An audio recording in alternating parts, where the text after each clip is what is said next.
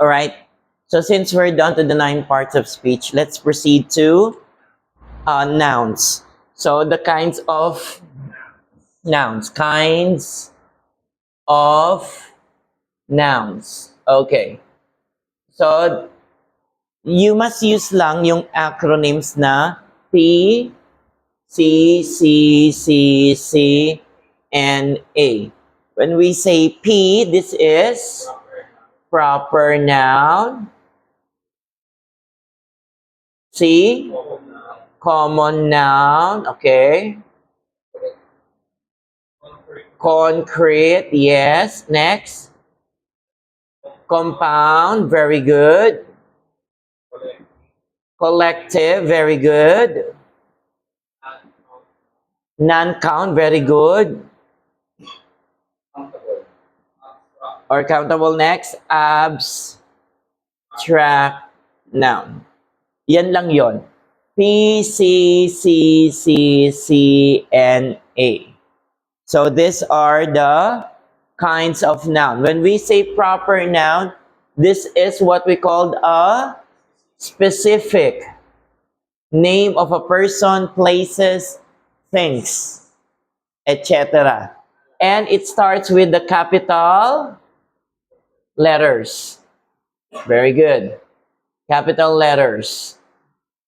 So we have here specific name of a person, Anna, John, Joseph, place, Luneta, Tacloban, Bacolod, okay? And a lot more. Thing, specific name of a thing, Mikasa. All starts with a capital letter. Next, common noun. When we say common noun, this is name, label in, or general names. Example, boy, girl, okay, country, school, hospital, church, and a lot more. Lahat yon ng mga specific, common names. Okay? Common na katawagan. Concrete. When we say concrete, this is, can be quantified. Pwede mong mabilang. Quantified. And it can detect by your senses. So example niyan is hamburger, pencil, table, and a lot more. Yun yon. Compound noun meaning this is a two or more nouns. Okay?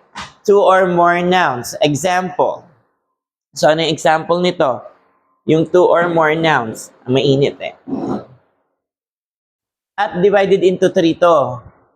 What are the three types? We have solid, spaces, and hyphenated. Solid compound noun, spaces, compound noun, and hyphenated. Yung solid, ito yung headmaster. Yan, ganyan.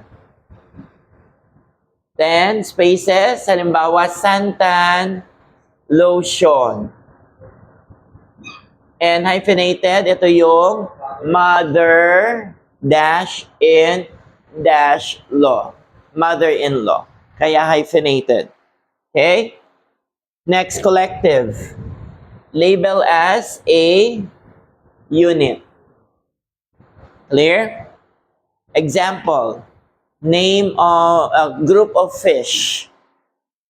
That is school of fish.